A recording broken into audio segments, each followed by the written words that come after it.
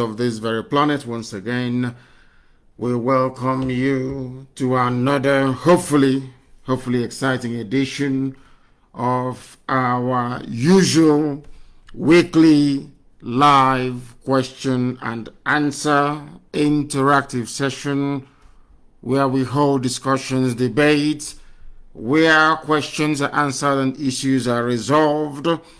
I welcome each and every one of you this very early morning in the land of Biafra. For some of you, it may be your afternoon, it may be your evening, and to some, especially those in Los Angeles, in California, I know it is your night time, but most of you are up, you're listening, you're awake. Some people are dedicated to the very lecture, to the very tutorial, to the incorruptibility of this very platform and the news we disseminate and propagate. Our job is to restore the kingdom of heaven upon the face of the earth by the grace of the Most High. And that is what we are going to do. That is why we remain as always incorruptible, unbribable, whiter than white and whiter than snow. And the whole world is bearing us witness. They will bear us witness this very day, because once again, this very truth, I wouldn't say it will be preached, but of course it will be discussed and digested and dissected as usual for the benefit of those who are incapable of reasoning, and of course for the advanced enlightenment of those who possess some common sense already.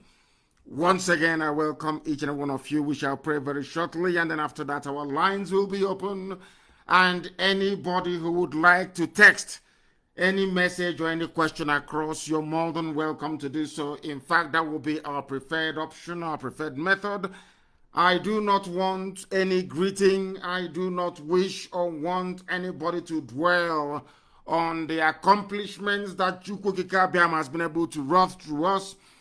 I want you to please ask us the most difficult questions you can formulate in your brain. I want people to come here this morning, having listened to us, to go away with the impression that we know what we are doing, that we are able to answer every question honestly and intelligently.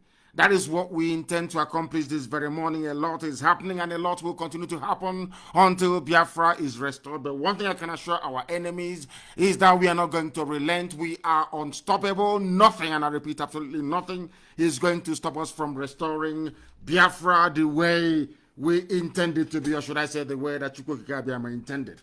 We must pray this very morning, and as always, the prayer will be very short, and to underline the very fact that this very mission we have undertaken, this very effort that Chukwukika Biam has determined that we must pursue, is one that is done with the full backing, knowledge, support, and guidance from heaven itself.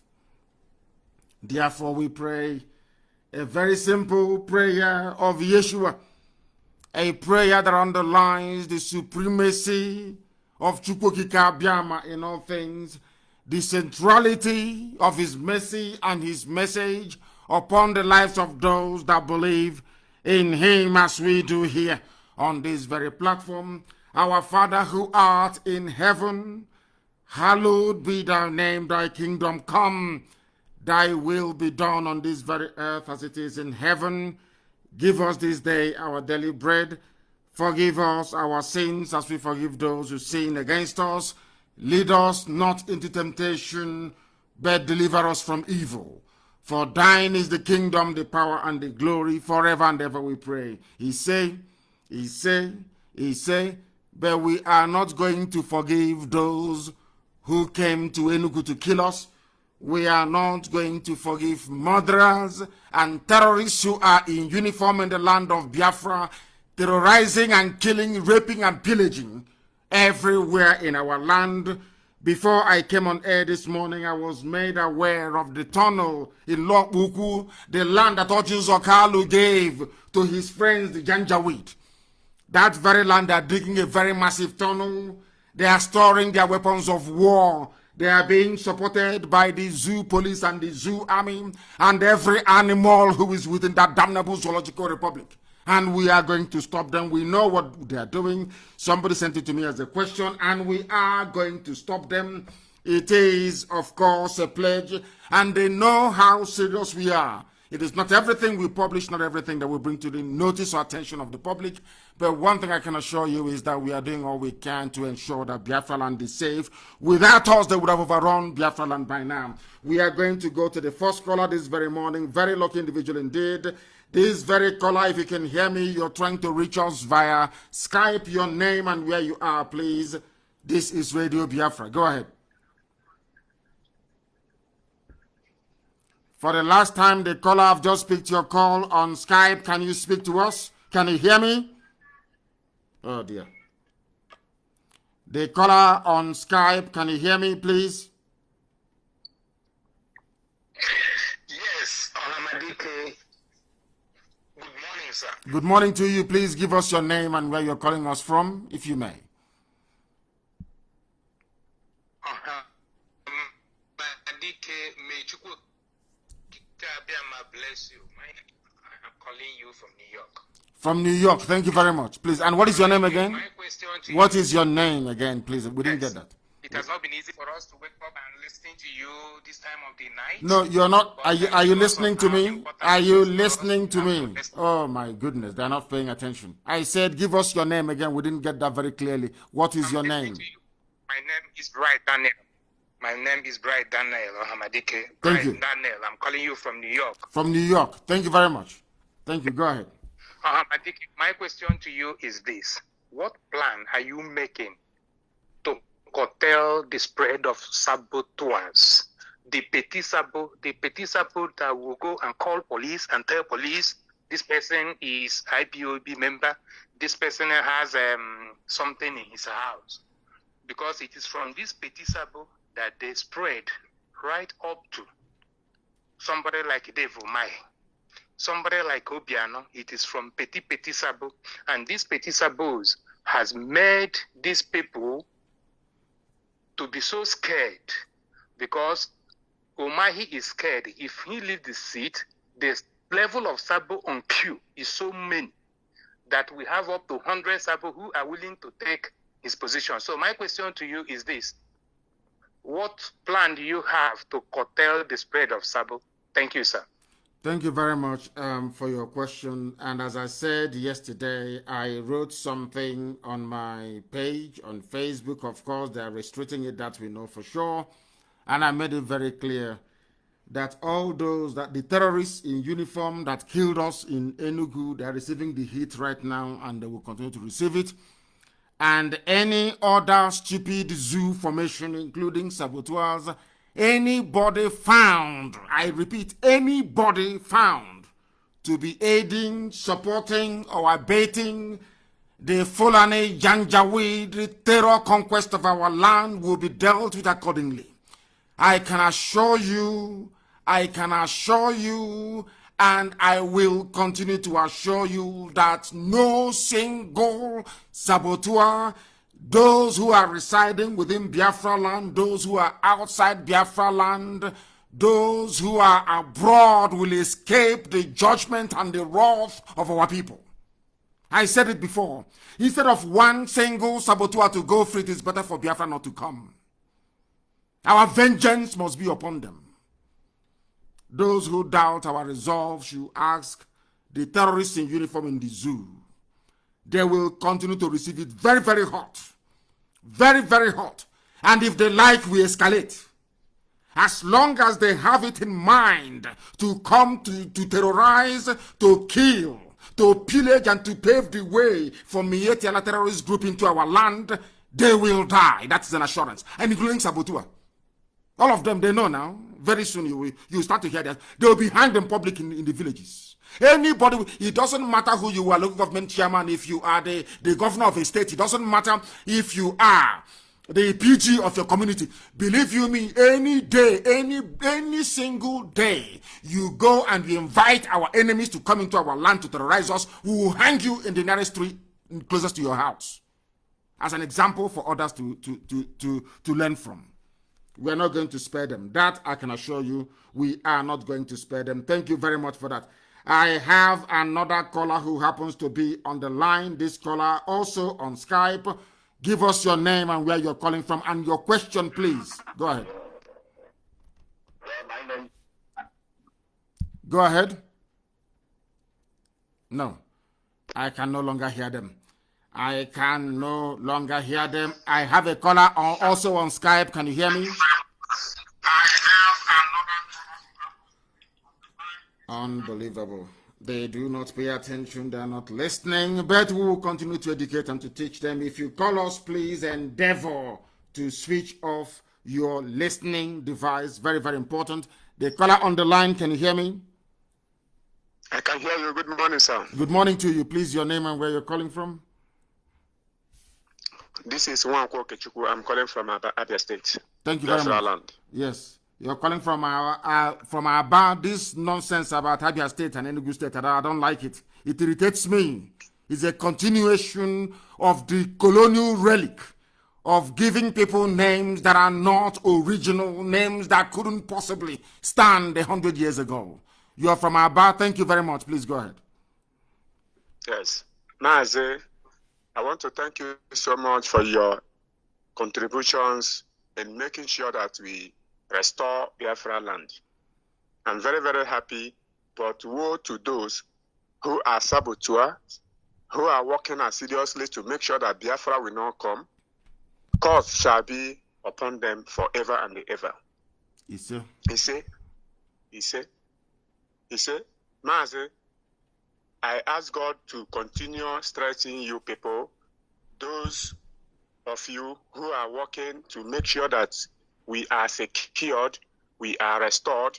My prayers all over the night, every morning, is may Chukwu Okike Abiyama to continue to inspire you people to make sure at the last we will achieve Biafra. That is why I called. Thank you, sir. Thank you very, very much. Insofar as, or in as much as I appreciate the goodwill, the felicitations, the heartfelt greetings of our people, I would suggest that the world is listening. People are not tuning in to Radio Biafra this very morning to hear people say that they're praying for us. That is not what they want to hear. They want to hear questions pertaining to the restoration of Biafra, any issues or difficulties, please, so that those who are listening might be able to learn. This is not a place for greeting. I don't want any greeting from anybody. Give us your name, where you're calling from, and you go straight to the point. Ask those questions or have this debate with us if you want to, because we are also here to debate, please. I don't want people calling us and just greeting. I'm not doing anything with your greeting, please. I also pray for all of you 7 times every blessed day, please. I am not here to announce that. What I want you to do, please, is to give us your name, where you're calling from, and then you ask us your question or you give us a suggestion. Please go ahead. The caller on the line, can you hear me? Yes. Please, your name and where you're calling from. Hello, can you hear me now? Very well. My name is Chinedu from Sweden. Chinedu from Sweden, please go ahead. What is your question? My question is this. First of all, just quick felicitation. You have done a wonderful job. I don't know how you get that strength. May God continue to strengthen you. My question is this. Since our problem is international, that is, people holding us back is not actually Fulani, it's actually Britain. I ask, is it not better for us, all Igbos in diaspora, to agitate, to go on procession, march in the streets of Europe, so that the world will actually hear us? Because what they're doing down home, they're just killing them for nothing. But if we make, let's say, 10,000, 20,000, 50,000 man march in Germany, in London, the world will hear us. That's what I'm suggesting. Because this is getting too long. People are losing hope. People are dying. And I don't think those people are being killed in Enugu or in Onisha. People, the world are not hearing anything from us. Nobody's hearing anything. It's just being killed for nothing. So that's what I want to contribute. Let us move in Europe. Everybody on the street. If one person is killed, like what happened in George Floyd situation. The George Floyd procession shook the whole world, and the whole world heard it. No one heard us. Because the Lloyd George procession, my dear brother, you're right. You're right. But we've been protesting in Europe. The thing is that if the reason why you heard about Lloyd George was because CNN covered it, they think it will play very badly for Trump at the U.S. Elections, at the polls coming up in a few weeks' time. You heard about Lloyd George because BBC carried it. You heard about Lloyd George because Al Jazeera carried it. I'm sure, perhaps, I don't know for you, for most of us, there was no Lloyd George rally or protest march around where we live. But we heard about it. It resonated all over the world because the lamestream media decided to carry it. It suited their purpose, so they carried it. We've been protesting. And I will tell you something that this morning that most people do not know. When Trump became the president-elect in the year 2016, our people went to Trump Tower to go and see him. We had our flag, our memorabilia, as always. Do you know the way we do things? IPOB in New York. IPOB in New York organized it. And we went to Trump Tower to go and, of course, do what every other group, every other interest group was doing at the time. Do you know that CNN was outside Trump Tower in New York? And as soon as they saw Biafra and Biafran flag, the man pointed his camera downwards. And one of us went to him, I think it was Eze Kwesile that went to him and asked him why he pointed his camera downwards. Do you know what this white man said? A white cameraman for CNN. You know what he said? He said, I don't want to lose my job. And then he asked him, but you've been here filming people coming, streaming, coming in and going all this while. What is so special about us that you don't want to show us? He said, no, I do not want to lose my job. If I show you on the screen, if they see Biafra on the screen, if they see your flag on the screen, I will lose my job. A white person in New York. Ask yourself this question. Ordinary BBC Igbo, ordinary I say because it's been run by Fulani people and some Ifulefus that they recruited. Ordinary BBC Igbo, for your information, cannot objectively carry the killing of our people that happened in Enugu. They couldn't carry it. These are people that actually speak Igbo. This was happening in Enugu. They are there. They are support. Of course, their headquarters is in Lagos. That tells you how foolish they are. They couldn't carry it. Most of the stations we have in our land did not carry it, only brave ones. All those that depend on a political master who is a slave to a Fulani Janjaweed in the north did not carry that very news. It's not that we don't protest. Of course we protest. It's not that we cannot march on the streets. Of course we do march on the street. But once there is this grand conspiracy against you, there is very limited space for you to send your message to the rest of the world. But I can assure you very soon the world will, we understand, we know what to do, and the world will start asking questions. That is what we are doing right now, and that's what we're going to continue doing until they now come to us to say, what is going on? Tell us what is wrong. We know what to do. Now we are doing it. They are killing of our people in Enugu have now told us what to do, and that thing we are doing and doing very well. And believe you me, the zoo is in one almighty mess. That I can assure you. Thank you very, very much for your call. I welcome it. As I said, please, I don't need any greetings. I don't need any thanks. Go straight to the point. Your name and where you're calling us from, please. The caller on Skype, the world is listening. Good morning, sir. Good morning to you, please. Thank you. My name is Uchenna Ogu. I'm calling from South Africa. From South Africa. Go ahead, please. Yes, Amadike, my question straight to you this morning is I want to ask you, do we have some doctors who can treat people who have a gunshot in Biafra land in case we start Hello? He's asking us if we have if we have doctors that can treat gunshot wounds? And the answer is yes. And there are some things that some of our people do not understand, and I will explain it this morning. Thank you for your question. We do have doctors. Some of them are conscientious. Some of them do understand their obligation to their people. Some of them understand and adhere to the medical, the oath of medical ethics that they took before they started their practice as doctors. But some of our people are scared. Some of the doctors in our land are terrified. Some of them are cowards. Even though the Janjaweed police have come out to say you can treat gunshot victims, there are some doctors of Biafran extraction who are still afraid. People don't know how cowardly our people have become. If not for IPOB, people don't understand that our people are living under bondage.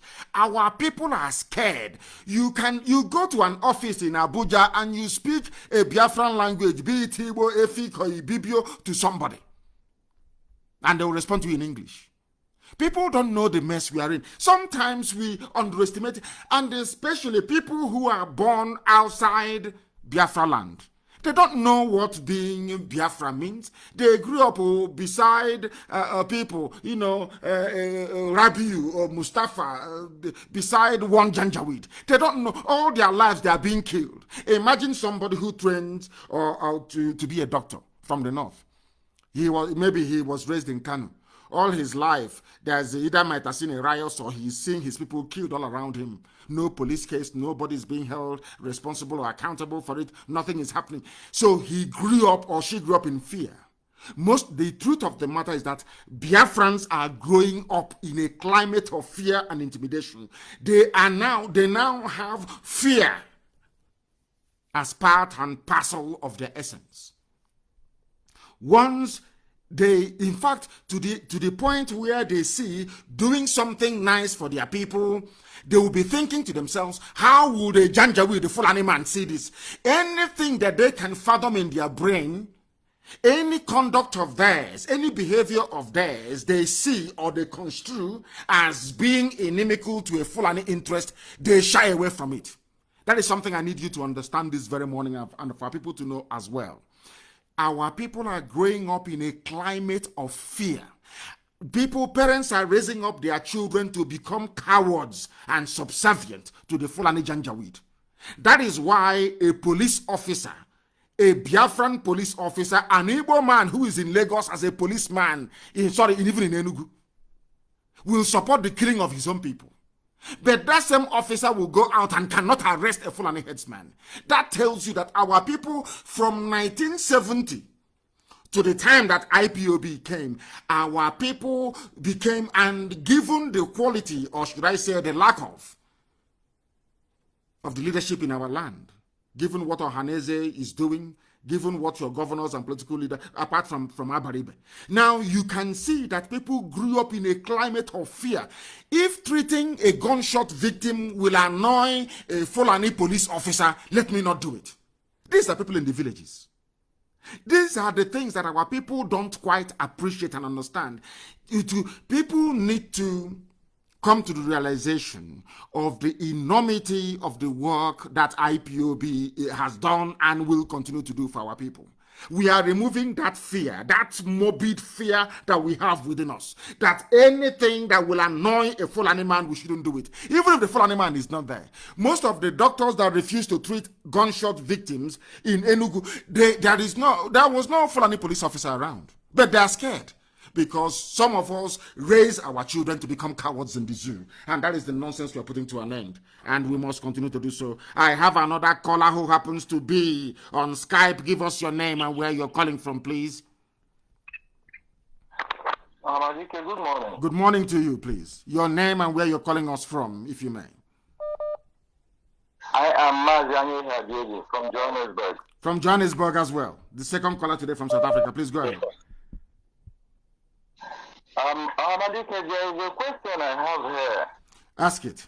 Like from one of your previous broadcasts, you said that you need about 100 men from Biafra land to join you in this struggle. Yes. So I've been wondering within myself since then, trying to know what kind of men are these men that you need. The type of men we need are those who are pure at heart, loving Biafra with all their being, willing to sacrifice anything sacrificable for the restoration and the sustenance of Biafra. People who will gladly give anything, I say anything, to ensure that Biafra is restored. And I have a shocking news for you. In all the years that we have been agitating for the freedom of our people, I have not found up to 15 people who are the way that we are, who are willing to sacrifice everything sacrificable to make sure that Biafra is restored, without enmity, without rancor, without greed, without jealousy, without any personal interest. We have been fighting for years. I'm telling you, in all my life, I have not come across up to 15 people that will do anything for Biafra. Never have not. And Chukwukika Biama said, until there are 100 of you, nothing will happen. I need minimum 100 of you that can dedicate and give anything for Biafra, and then you see Biafra come. But we are pushing for that. I'm praying for that. And this year, we are going to make very serious inroads, that I can assure you. So if you are one of those who are prepared, I want you to, the analogy, the simplest analogy is like the disciples that followed Yeshua in the New Testament. Yeshua said to them, you must abandon everything. Everything, even those of you who are fishers of men, you must abandon everything you're doing and come and follow this very ministry. Come and join this very gospel. That is the mindset our people will need to have. It doesn't matter how poor you are, how wealthy you are. You must be prepared. I'm not asking you in the physical to abandon everything you're doing, but in the spirit, your mindset has to be such that you are willing and prepared to abandon everything in life and to sacrifice anything sacrificable to get Biafra. Those are the people we are looking for. That is the 100 we're talking about. So there are some people who serve IPOB in various capacities. We have officers, both junior and senior. That doesn't mean they meet this criteria. This criteria is meant for the, I don't know, let me not say it live on air, but when the time comes, you know. And thank you very much for your question. I welcome it and I love it. Thank you very, very much. If you have called us before, I do strongly recommend that you do not call us again. Please do not call us. If you are a regular caller, I will not take your call. Do not call us, please. Allow other people to try and get through. Some have been trying for very many years to speak live on this very program. Allow them to be able to do so, please. I have a caller who happens to be on the line. Please dispense with the greetings. I want you to give us your name and where you are calling from, please. Can you hear me? The caller who is on Skype, can you hear me? No, they cannot hear me. They are taking time. They cannot hear me. The caller on Skype, can you hear me? Yes, please. Your name and where you are. Mazi, good morning. My name is Ken Nnachuku. I've been following you for a long time on Facebook, or maybe you have been seeing a lot of my posts. So, and it has taken me a long time to reach you on phone today. So my question is just, let me know waste time is, there are where a are you lot calling of from? things. Where are you calling from? Yeah, I'm calling from Germany. From Germany, please go ahead, yes. So we have a lot of problem here in Germany in our IPOB family. Yes. Which I said, if I will have opportunity talking to you privately, it will be a very What sort of problem discussion. do you have? Let's put it out in the public domain. What sort of problem do you, because if you wash something in secret and it's not clean, you wash it in the public. If my linen is dirty and if I keep washing it in secret, I can never get it to be clean. If I wash it in public and it will be clean, then I wash it in public. What are the issues you're having? Because I know that Collins is our new national coordinator in Germany and things are moving very well. What sort of issues are you having where you are? Yeah, because I'm living in a province in Germany that is called Bremen. So we have been having a problem coordinating ourselves together here in Germany. So because not in Germany, you can say in Bremen, not in Germany. because I recall a few months ago, Germany was the #1 performing country in the whole world. Of course, they fell apart, and now Italy has taken over. So I don't know. Are you talking about Bremen? Or are you talking about the whole of Germany? I don't understand. I don't want you to nationalize a local problem in Germany. Are you having issues in Bremen, or are you having issues in the whole of Germany? We're having issues in Bremen, not in the whole of Germany. Exactly. That's what you should say. Please go ahead. What is happening in Bremen? Tell us. What is going on in Bremen? The problem was we were discussing about having a demonstration here, which will take place on the 12th of this month. And there was a time I was asking them question because I'm a member.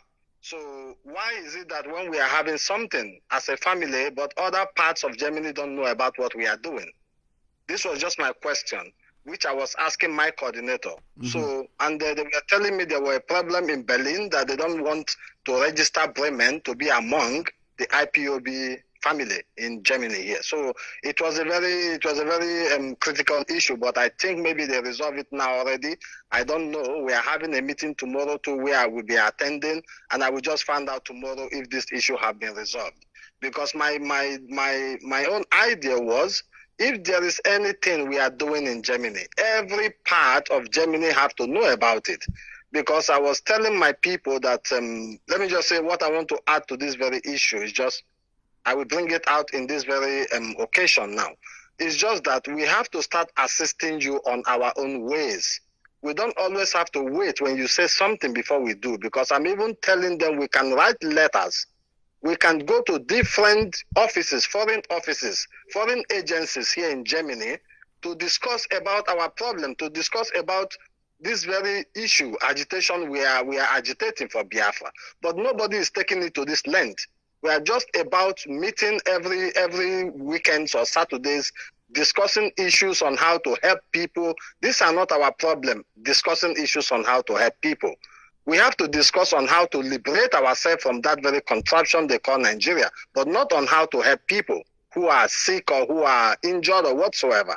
So my own issue is just that, according to what the question people were asking you already today, the kind of people you need who can support you. We have a lot of people who can support, but they are not in the position to come to that very level that you can know these people. There are a lot of hidden people which you don't know, which even to get you on phone, they can't get you. I have been talking to a lot of people. I have talked to, I think, what they call him, somebody Chimezie, and other people in England. I have called them and tried to know if I can reach you to say some certain things we are having as problem that is holding us back in this very struggle. Now, thank you very much for that. Thank you for that, and well spoken. Thank you very much. And let me assure you that in a mass movement of this size and magnitude, it is always very difficult. But I'm sure that the issues you've raised, I will make sure that our national coordinator in Germany, Collins, is aware of it, and that something will be done in Bremen. And let me advise you again about advice and suggestions as well. Some of the suggestions you have, they are very valid. The advice you're offering the family in Bremen is also very valid. But if your advice is not taken immediately, it shouldn't become a cause for rebellion, or a cause for people to no longer to trust their leadership or to work with the leadership that they have. It is about persuasion, making your arguments as you have just marshaled now persuasively. I'm sure anybody who heard what you've just said will be moved by, the very weighty contribution that you've had to make. But let me make this very clear to our people. Those who are in positions of authority, they have or they receive advice from different quarters every blessed day, hundreds and sometimes thousands. It is almost it is not feasible for you to attend or to implement every advice that you receive. The same thing is applicable to your coordinator in Bremen. The same thing is applicable to the national coordinator we have in Germany. So what I would like you to do is, we must find a way to persuade those we are seeking to influence with the strength, the validity, and the depth of our argument. Not when you give advice to somebody, they say, we don't know what they're doing, I'm living here. No, it doesn't work that way. You must continue to advise until it gets to some of us. And then a decision will be taken. Right now, you've just said this. A decision will be taken to make sure we reorientate our people, not just in Bremen or in Germany, but all over the world. That your job as a national coordinator, your job as a zonal coordinator, a regional coordinator, is to make sure that the politicians where you are aware of what you're doing. To make sure that the local newspapers where you are aware of what you're doing. And you should protest. You should go out on the street to agitate. You should go evangelize. Do all of these things. They are the reason why you are there. The issue of taking care of those who are injured is also valid, but we have our welfare, we have our legal department, we are doing that already. I want our people all over the world to focus on two things. Making sure that the local population where you are and their politicians are aware of what is happening to us, making sure they receive all the materials and information about what the Janjaweed, the Fulani terrorists are doing to our people, and to also alert the local newspapers. Forget about the CNN and the BBCs of this world. Go to your local newspaper, as some are doing in South Africa, as some have done in the USA. Go to your local newspaper. Even walk into their offices yourself. Say, my people are being killed. Show them the videos and the pictures of what transpired in Enugu. Speak to a local reporter where you are. Speak to a local mayor where you are. Speak to even your councillors where you are. You will be shocked that they will go and they'll be discussing it. That is why the zoo always panics and to say that we are convincing the world as to the terrorist nature of governance in the Zoological Republic. What you said, my dear brother, is very valid, and we have taken it on board, and it will form the basis of what we do all over the world. It is no use being a coordinator just for the sake of it. It doesn't matter where you are, even if you're a coordinator in the Zoological Republic. What I would like you to go to a local, speak to a local journalist, speak to local people, tell them this is what is happening. Share the news, the very horrible news of all the terrorist atrocities happening in our land, the abduction of our mothers, the raping of our sisters. These are the things that the world want to hear. Not just somebody answering a coordinator or sitting down somewhere, you're not doing anything. I want you, even if you are in Indonesia, I want you to go and make sure that the local politicians where you are understand the reason why we are in Indonesia. I want them to understand what is happening to us, that we are victims of Fulani terrorism supported by Britain. We must make this very compelling case because they have all the money in the world, they have all the rich in the world. Mind you that Britain is working for them. Britain wants everybody to be Islamized. You must understand that very clearly. Therefore, we must work 2 times harder than our enemies. And that means that each and every one of us, it is not, you don't have to wait until you become a coordinator or you become an officer before you do something. You can bring in a suggestion and say, I am going on nobody can stop you from going out on a protest. Nobody can stop you from going out to sensitize your local senator or your local councillor. Nobody can stop you from doing that. You are at liberty to do that, please. At liberty to do that if you want to. And of course, I'm encouraging all of you to do that, please. Very, very important. Thank you very much for your call. Today, we are receiving very good calls, which is true. I will also caution and want people to dispense with all the greetings, please. I do not need it. I don't need the greetings. Very, very important, please. We do not need any greetings this morning. Just go straight to the point. Go straight to the point, please, and tell us what you would like to tell us. Once again, our lines are open. I'm even terrified to open our main line because I know that once I do now, it will crash once again. It will crash. There are loads and loads of people trying to get through to us. I have a caller on the line on WhatsApp, rather. Give us your name and where you're calling from. We are Radio Biafra. Go ahead. Can you hear me? Good morning. Good morning to Mazi you. Nnamdi Kanu. Good morning to you. Please, your name and where you're calling us from. This is, I'm calling from Abriba. My name is Oju Abai. Abai, thank you very much. I am calling because of the fearness in our people. Something happened last week in Owerri Airport, that Simon Bagwe Cargo Airport. Yes.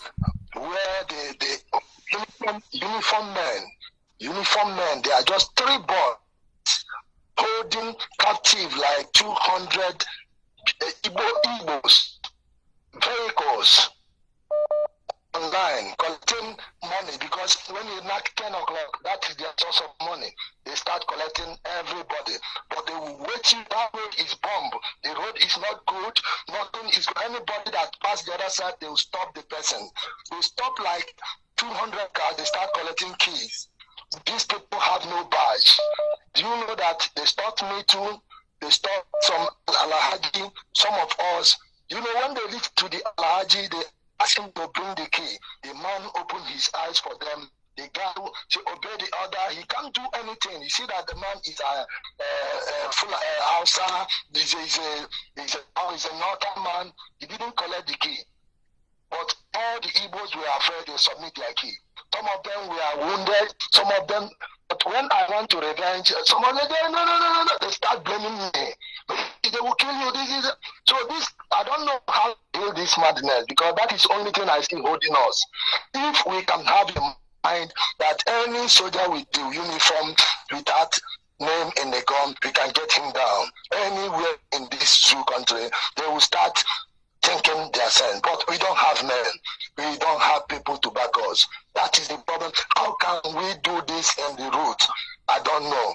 Because I fight for my people. A lot of them was only mouth. I tell them, let us gather here and make these people to know that this is our place. They cannot, we don't know their name, even one, but they wounded many boys there, which nobody can stand. Abai, listen. So I don't know. Listen. What you've raised is the day-to-day reality on the ground.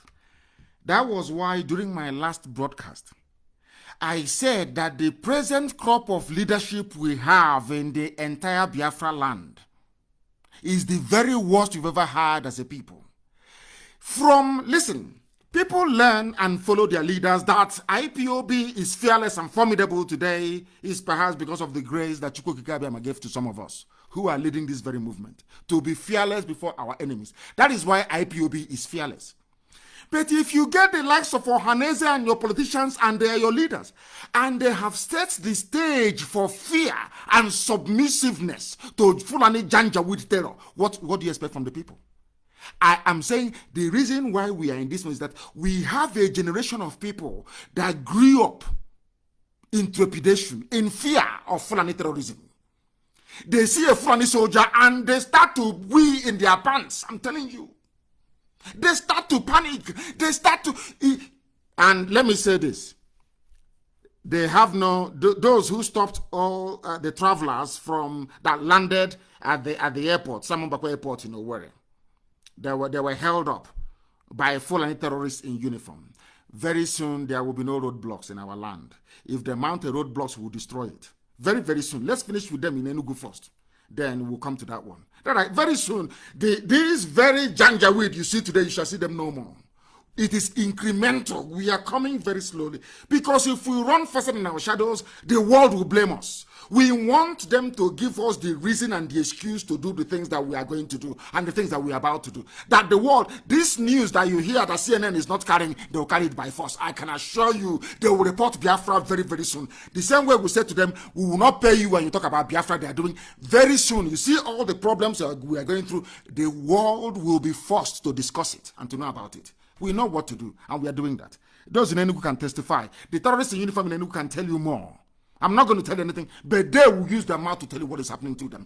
The same thing with the checkpoints and the roadblocks. Very, very soon, you will not see any on our land. And having said that, you will also understand that as we are removing the roadblocks from our roads, anybody we catch doing kidnapping will be taken out. No kidnapping in our land either. No armed robbery and no criminality.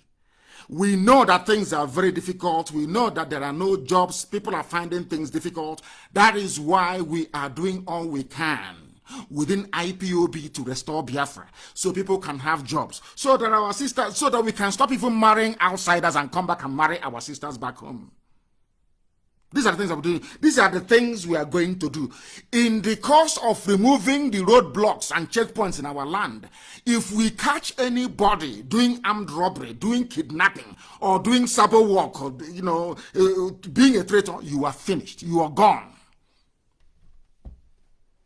We are sounding it as a note of warning that the world may know. I had a caller on the line. They've been waiting very patiently. I don't know if they're still there. Can you hear me? Yes, I'm here. I'm here, Mazi. Thank you. Collins from Hamburg in Germany. Please go ahead. Yeah, Mazi, there is one question I want to ask. It's been a long time. I've never heard from George Onibe. Please, I think George Onibe we are missing him a lot.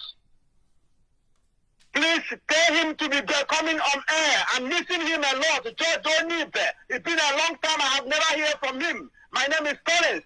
Mazi, that is one question. The second question is somebody that called. There is somebody that called that we need demonstration. We need to march in Europe. Hamburg, we want to march. Even if the white people want to stop us, let them stop us. We want to march. That they are killing our people in any part of Biafra land. We want to march, Mazi. We want to march, whether they like it or not. We want to march. I know that my coordinator here in Hamburg has been promoted. It's also his name is Collins. Mazi, we want to march. Tell everybody, even though nothing that call for Bremen, we want to march, Mazi. That is my question this morning. God bless you. Thank you very much, and God bless you too. Regarding the issue of our presenters on Radio Biafra, things happen from time to time. There are rotations, there are duties, and do not also forget that George Onibe is also the Africa rep. So he has other duties and other considerations as well. Very, very important you understand that. But according to what you've been saying, all of them saying this morning, nobody's stopping anybody from march. After all, our Southeast Regional Coordinator in the UK, Ozuaka, used to organize rallies and marches. You don't need permission from anybody to go and to do rally. You don't need permission from me or from your coordinator. You can gather people in your zone, your little unit, and decide to go and do evangelism, to decide to go and march outside. Nobody is going to stop you. Nobody whatsoever is going to stop you. So these are the things you ought to understand, please. Thank you very, very much for that. We are live and we are direct and the whole world is listening. Let us go to this line again to see who is there. The caller on this line, can you hear me? Yes, morning. Mazi Nnamdi Kanu. Good morning, sir. Good morning to you. Please, your name and where you're calling from? My name is calling from Spain. Your name is what? We didn't get your name. What is your name again? You're calling from Spain, yes, but what is your name? My name is Uju. Uju. Uju. I thought Uju is a lady's name. You're answering Uju. You are the Kwama. Well, Uju is. Are you Obian Uju? Is Obian Uju your name? Obian Uju, yes, correct. Hey, but it's a woman's name now. I can easily summarize it to you. If you want me to speak in Igbo, I can speak it in Igbo. Please do summarize for us. Let us understand. Summarize for us. Let us understand, please. We are being educated. Okay. Tell us. Okay. Kanna Igbo. No, very briefly, just to explain your name. Only to explain your name. You're speaking, after all, you're in Spain. The Spain you're in, do you speak Igbo to them? You speak English, I'm sure, or Spanish, or Panya, as they call it. Please explain to me why you are answering Obian Uju. Obian Uju is a woman's name. Why are you answering Obian Uju? I want to know. Very good. Why I answered Obian Uju? And also let me tell you my surname so you know it fully. My surname is Obian Uju Degbunemwodo. Okay? Thank you. I'm from Anambra State, Oka, precisely from Mbaku. Okay? Yes. So my coming out of Obian Uju is that my father married 3 wives. Yes. And he had so many sons before me. Yes. And by then, before he gave birth to me, I will not speak more, but God blessed him abundantly. God blessed him so much. Yes. And what makes him to give me Obian Uju is that he is the only son of his parents. Yes. Only son. Mm-hmm. And when he get married, mm-hmm. he give his first birth was a woman, a lady. Mm-hmm. That's my senior, my half sister, the senior one. Mm-hmm. So after then, he started giving a birth. Second one was also a lady. Before the third came as a son, the first son of the whole family. Okay. Mm-hmm. So now he started giving more and more sons and daughters. So within all that period, and the way things it is, he's one of the people that lost his houses in Port Harcourt during the Biafran War and all that. In Iguacha, so not Port Harcourt, in Iguacha. Yeah, in yes. Iguacha, correct. In Iguacha, yeah. So during that period, God, that is the time that I came to the world. and God opened more door for him. So he now look around. He said there's nothing else he need in his life that God have not done for him. So that he have to give me Obianuju. This question that he asked, so many our community people asking that question. He said, let them look around what is going on. It's left and right. You brought luck and you brought good fortune to your father. I know that is the meaning. It's a good thing. It's a good thing you brought good fortune, because I know the ladies that answer Obianuju, they only come when the rice has been prepared, when there is upstairs, when there is everything, when the father has bought everything. Then they give birth to the girl. They call her Obianuju. But the man that is bearing Obianuju is when you were born. That opened doors for your father for things to come in. But for the girls will only come when everything has been prepared. Yeah, that is how I made my own. And even that period, my father bought so many. He has a transported business. Yes, a transportation company. Yes, it was a transporter. Yes. Yeah, it was a transporter. So both big, in a brand new car, not the Tukumba, what we are doing today. Yes. What we call Tia Rubber. Yes. So that's how he come. And he never called me my English name. And I don't normally use my English name. So when I say my name is Uju in a short way, my name is Obianuju. And I'm so proud of bearing that name. It's a nice name. That period. So that period, my father, in fact, he loves me so much, and I love him for that. So that is how I come and be an Obianuju. Please make your point. Go ahead. Thank you very much. Thank you very much. Go ahead. My dear leader, I don't want to say many stories and all that, because I know when you came to Spain and all that, and people that you mentioned their name, I know them in person. I mean in Spain, so I don't want to dwell on that. My major trouble that hit my heart every day, which I do listen to everybody that talks about Biafra, until when I found out that that person is not speaking what we are preaching, I turn off.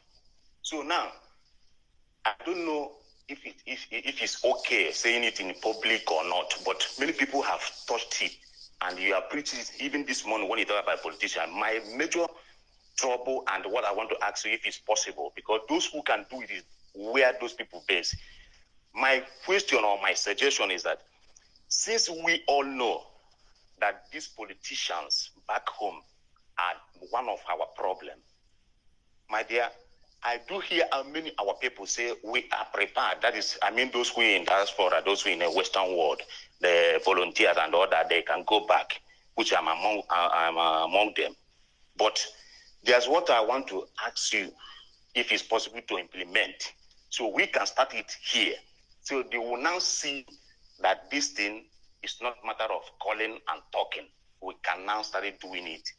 That thing is that I'm suggesting, because I don't know if it's a question or suggestion, because English is not my native dialect. So what I'm suggesting, or is a question, any way you want to take it, the son and daughter of all our politicians, all our Biafran politicians, 90 or all of them are studying in diaspora, especially in UK and other parts of America, for example.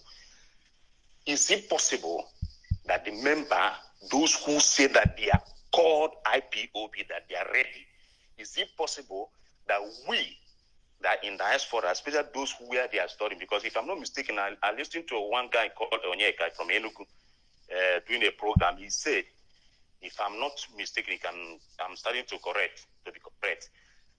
He said the son or daughter of Ojuzokalo or Aboga Hausa, they are studying in Manchester.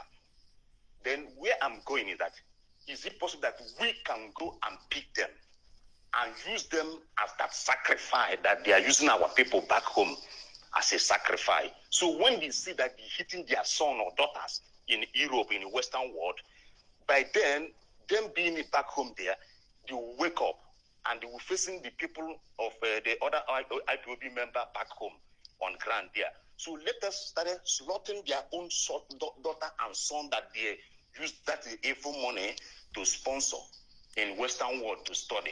So if he think of it that is okay, then let's give the order those who are close to them, because there's so many ways of trapping them down, and we know the law of where we are living, to say that maybe if anything goes wrong, But my point is that to keep killing their daughter and son, that is where I'm going to. And when they move out, I mean the politician, their father or their mother, when they come out from that evil country, that hellfire, if we have the chance to bring them down too, we will do it. So we can be able to show them that this is more than serious. Because those who they have been killing and for so many years, not even the one happening in MNA, is too much. So let us use their own blood as an example, so they will know that there's nowhere to run to, both in Africa and Europe. Thank you. That's what I have to. Thank you, my dear brother. Thank you for that. Thank you very much.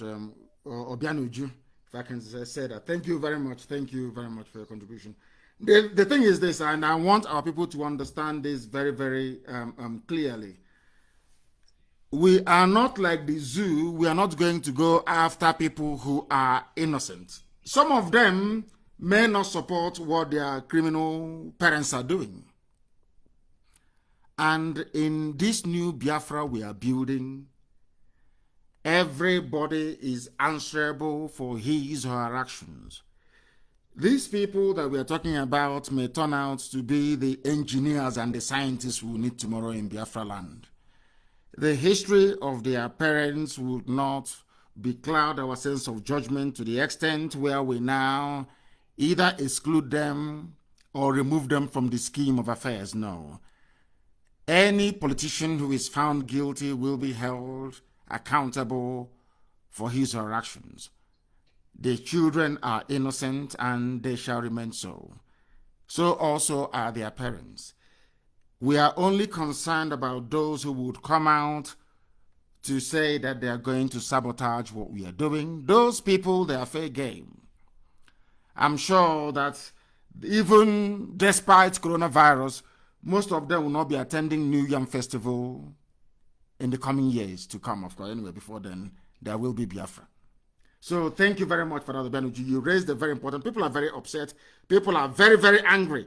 And I have somebody on the line. I don't know if they're still there. If they are, please, your name and where you're calling us from, please. Good morning, Mazi. Good morning to you. Please, your name and where you're calling from. My name is Ihan Chuku Olibo. I'm calling from Germany. From Germany. Hanover. Hanover. Thank you very much. Please go ahead. Mazi, I was listening. I just heard one of our brother from Bremen complaining that when Bremen are doing matches that other part of Germany don't know about it. I don't know what's happening in Bremen, but I just want to chip in that here in Hanover, we know that Bremen is doing matches. Actually, we are going in mass to support them. So I don't know why he's saying Bremen is doing something and other part of Germany don't know about it. Actually, just last Sunday, we had a meeting and preparing for that match for that evangelism on the 12th for Bremen. From Hanover, we are going there. So I just want to put that across so that he knows. I don't know, like I heard you told him that because he advised he shouldn't just go out, he should wait. So I don't know if he knows what the leaders are doing, but I want to assure him that Hanover knows that Bremen is marching and we are going there in mass as well. Thank you very much for this clarification, my dear brother. Thank you very, very much. I am impressed. Thank you for that clarification. I have another caller on the line. This caller, can you hear me? Your name and where you're calling from, please? Okay, good morning, sir, my leader. Good morning to you. My name is Mazi Nnamdi from Enugu State in Biafra land. And where are you calling from? I'm calling from Benin Republic. From Benin Republic. Please go ahead. Okay. My question is, we Biafra, we have already lost more than 5 million people. Yes. And the Zoo terrorists still killing us. So to lose 10, or I don't know how many there are, since those politicians in Igbo land, like governors or Hanezendoshi or whatever they call themselves, even all those saboteurs in our land don't care. Why can't you give an order to finish them so that we can get what we want? Because most of our problem is from them. Yes, we are not going to, because some of them will be tried. It is only those we find working with the enemy, those we meet at the war front will fall. But all of them will be tried. The reason why people go to courts, we don't know this. The reason why the white man said, or even our ancestors said, not only must justice be done, but that justice must be seen to be done, is that those who are living may learn from it. So we are going to get some of this. Those of them, as I said, we are praying for them to repent. Maybe tomorrow they will repent and even be more vocal about Biafra restoration and freedom more than myself. But as long as they do not repent and we enter into Biafra, as long as they don't repent and work with the enemy, then they will go down. They will. As what is now happening to the zoo, they understand it now. That we are they've always known we are serious anyway. But our intention has now been made very clear. And as I said, no saboteur will go free. We cannot. The reason why we are going through this nonsensical phase now of sabo everywhere was because after the war, let me tell you what happened after the war. After losing that very war, and our hands were very clean. There is a song we used to listen to in those days after the war called Nkosi Nwam Oboginikine. But go and listen to it very well. It's an old song. I don't even know if people can find it anymore. Our people were traumatized after the war. The trauma was not out of the defeat of the war or the loss of the war, or the conspiracy that Britain that gave us Anglican Church, gave us Bible, sided with Islam to kill us. That wasn't the problem. Our people, our fathers, our grandfathers, our mothers, we are reflecting after the war. They kept asking themselves, are you sure there is God in heaven? Because all through the years and millennia of our existence as a people, we always believe that God will reward the righteous. And there is a saying where we come from, because we did nothing wrong.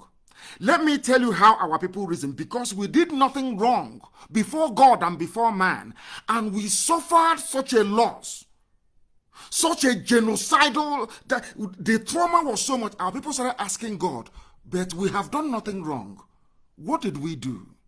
Why was it that you allowed this thing to happen to us? We did nothing wrong. Understand this very well. That is how our people were conditioned to reason and to behave for thousands of years. That if you've done nothing wrong can happen to you. We believed in the law of karma because we went into that war having not done anything wrong to anybody, and the world ganged up against us. Our people started asking after the war, but what did we do? Who did we offend? Did we offend Britain? Did we stop sending our money to Canterbury? Did we stop wearing cassock in the church on Sundays and praying for... We used to pray for Queen Elizabeth. Even if you go to the old prayer book, it's still there till today. They pray for the Queen. Our people became traumatized. And it took them many years to come out of that trauma. That trauma, IPOB brought them out of it from the year 2013, 2014 till now. That trauma they were suffering. So when they started imposing criminals on us, starting from Abiasika, Kemachikwe, all these criminals, all this breed, all these ravenous criminals that they call politicians, we did not react on time. Do you understand? So that when Okpa Abiasika was leaving office, Okpa Abiasika was replaced by another Janjaweed trained traitor. You go to where they call Niger Delta, which shouldn't exist.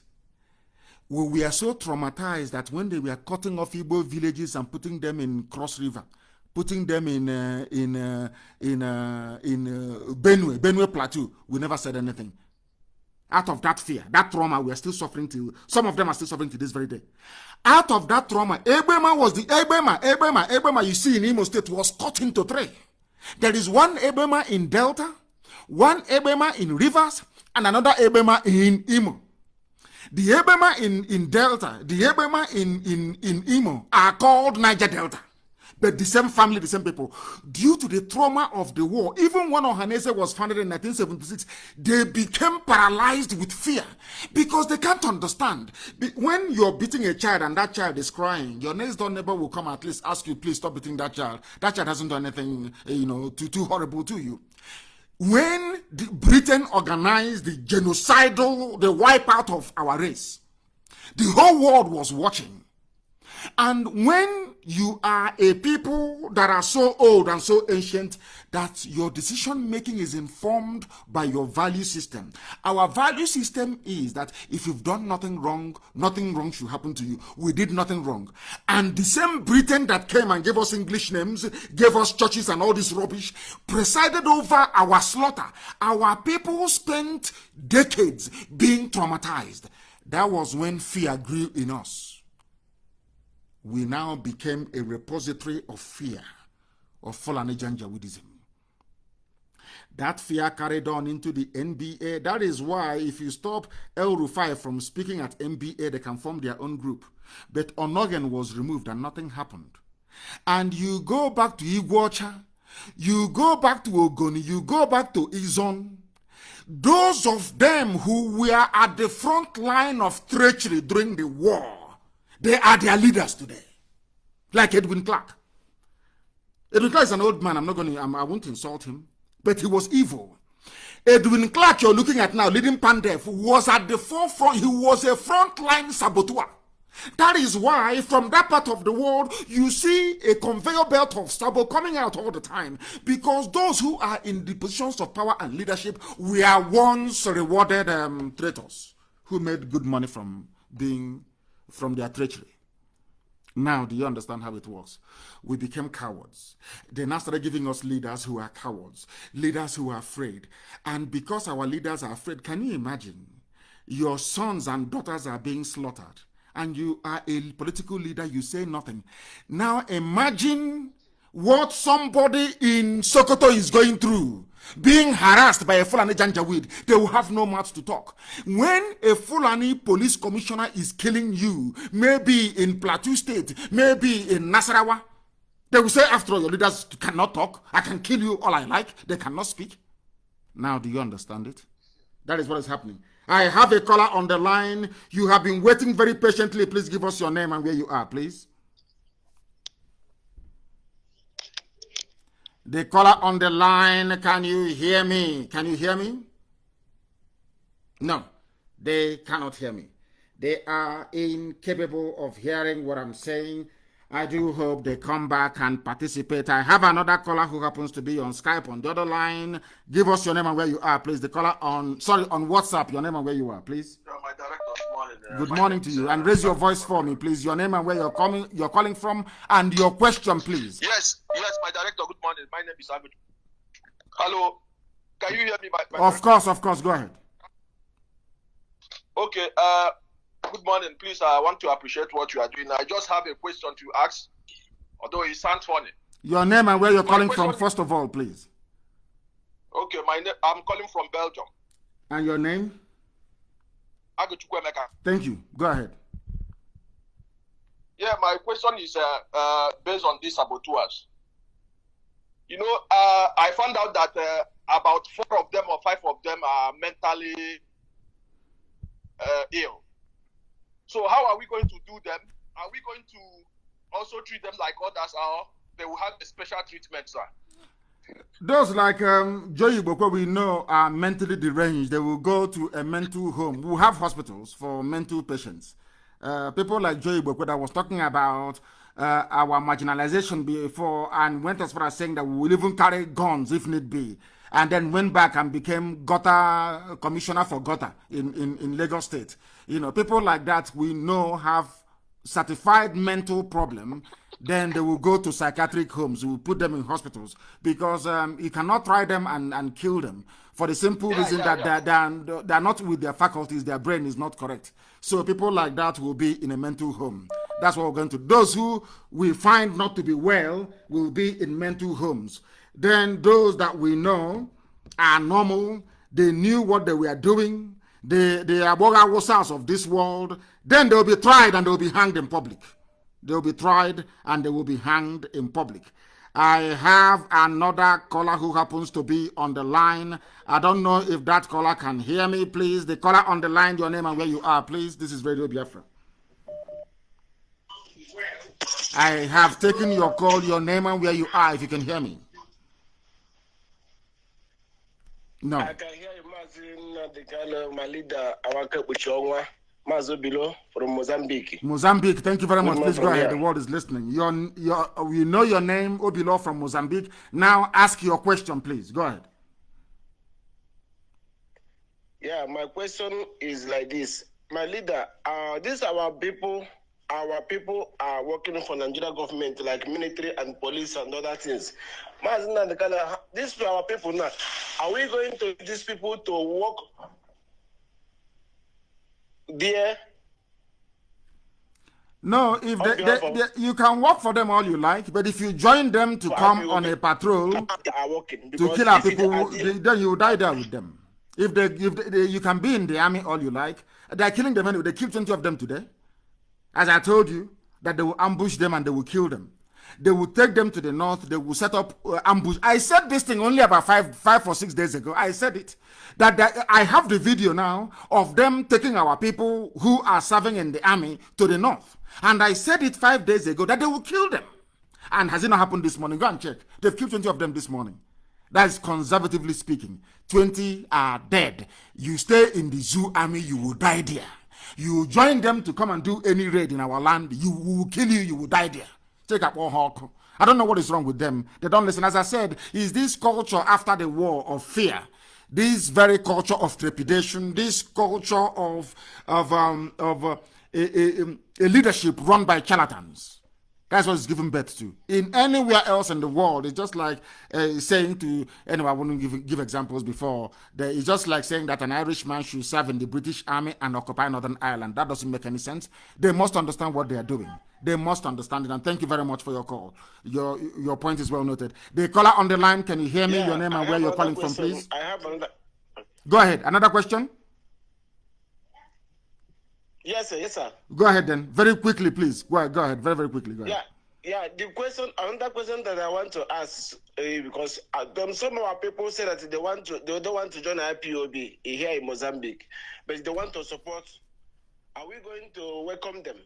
Anything that you want to contribute, they are ready to contribute, but they cannot join IPOB. I don't know. How can we treat these people? No, they can. People, as I said, is this culture and mindset of fear over the years. They said, when you wake up is your morning. You can wake up around 1 p.m. in the afternoon or 2 p.m. The first thing you do is that you will go to the loo and you brush your teeth and you wash your face. That is your morning. You do the same thing that somebody did when they woke up around 7 a.m. as well. So you leave them. Whenever they decide to wake up, it's entirely up to them. But for now, whatever support or assistance they are willing to give from the back, you accept it from them. Because they are not as brave as we are. We are a select few. IPOB was chosen to do this very job. That is why we are brave. That is why we are who we are. That is why the whole world understands what we are pursuing, and we are not apologizing to anybody for it. Not everybody can be like us. You and I are very special. The rest of the IPOB family all over the world are very, very special. Those who understand what we are doing. Not those who have come so that their names may be known and they start opening a bank and start to do one form of rubbish or the other. I mean, those who are chosen. So allow them to do or to participate in however limited way that they want. But we know we are at the forefront, at the cold face of this very battle, and that is where you belong and that's where you will be. Don't look at them. Don't let people's behavior determine for you how you respond to Biafra. Never. Be your own person, be your own woman, be your own man, and do what Elohim have asked you to do. Thank you very much for that. Thank you very, very much. Today is far more better than previous days. The quality of calls today is immense, and I love it very, very much. I have another caller on the line. If this caller can be a little bit patient, I can get them on speaker. The caller on the line, please give us your name and where you're calling from, please. For the last time, the caller on the line, your name and where you're calling from, if you may. It says they are reconnecting. They are reconnecting. I don't know if they come back to us. We will be able to take their call. We will be able to take their call. Calls are all over the place. Unbelievable. How many missed calls do we have? Heaven knows. It's just too plenty. Too plenty. Unbelievable. Unbelievable. The finest radio station on the face of this very planet Earth. The whole world is listening. Humanity is paying attention. The world is listening. That is why we are who we are. Very formidable and unstoppable at that. I have another caller on the line. Can you hear me, please? Your name and where you're calling from, if you may. Yes, I can hear you. Please. Thank you. You finally answered. Yes. Okay. Can you give me a second? Let me just pull up my questions. Please, first, your name and where you're calling from. Okay. My name is Ifoma Mbago. I'm actually calling from Australia. I'm from Obo. Thank you. Please go ahead. Okay, my question now. I have so many questions, but I know we have limited time, so I don't know how many questions I'm allowed to ask. But if you can cram them into 2 minutes, then you can ask as many as possible, but it has to fit within 2 minutes. Go ahead. Okay, so how can we conquer the Fulanis and other foreign terrorists, both from Africa, Middle East, and Europe? Like when I mean Europe, like the colonial masters to Nigeria, not Biafra. So that when we get Biafra, won't be under any threat. Now hold on to that question. I'll come back to you again for the other questions you have. Let me answer this. We are not going to conquer them. What we are going to do is that we are going to defeat their ideology. And the best way of defeating their ideology of superior Europe and inferior Africa is by doing what we are doing now, education and enlightenment. We must remind ourselves of our proud heritage, our proud history, who we are, what guided our ancestors, why we were created by God Almighty in the first place, and the purpose for which we have been born, the purpose for which we exist, and the fulfillment of that purpose for which we have come. These are the things you must bear in mind. Consistency is the key. I call it discipline and application. Consistency. You don't move from that position you know is right. That position which is freedom. That position that existed before the white man was even created. That position that said that Biafra must be, you anchor on it, you hold on to it, come rain or sunshine, morning, noon or night, regardless of what the Fulefus are doing, what they are writing, what they are saying, regardless of the machinations of the workers of iniquity to deflect your attention, you hold on tenaciously to the truth. That is what will set you free. Truth. Hold on to that truth. And the truth is very simple. That God created every man equal. That the white man is not superior to you. The only reason why the whites are superior to blacks is because of the way they reason. They allowed light to shine upon their reasoning process. That is what we are doing with IPOB, Radio Biafra, to make our people to reason like human beings. And they can never come in. Let me give you an example. Let's say we make you the female head of state, the first head of state of Biafra land. Amen. And there will be a plot against you. People will plot to kill you. People will plot to overthrow you. A white man is not going to come from England to come to Iguacha, our capital, or to go to Enugu, the capital of the Igbo nation, to go and say, hey, come, I'm going to kill you. I'm going to do something against you. No. They will use our people. They will always use somebody who is close to you, either to poison you, to kill you, to ruin what, as they did to Thomas Sankara, and as they did to what's his name, Patrice Lumumba in Zaire, and as they've done to many other people. They always use you to kill yourselves. They always use traitors. They always promote traitors and saboteurs to do their dirty work for them. Now, listen. In Biafra land, we are going to build our security system to be loyal to the ideal of the state. Now, listen, there's a difference. When you train people to be loyal to the ideals of the state, that means they serve the constitution of the country. Our soldiers, our police, our secret police, everything, our intelligence services, you are serving the constitution.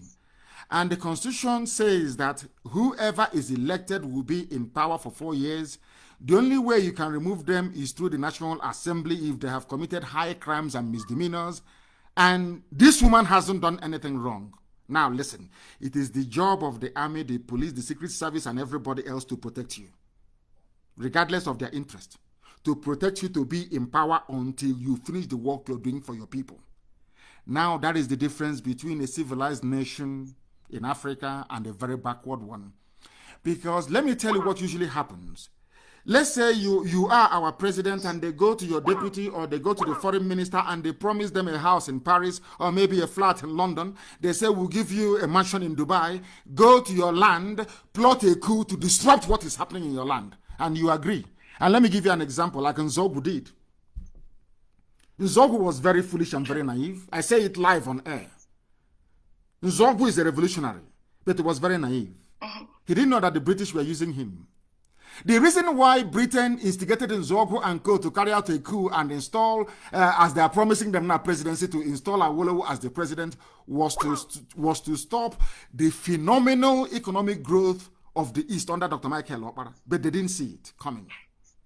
Do you understand? They never saw it coming.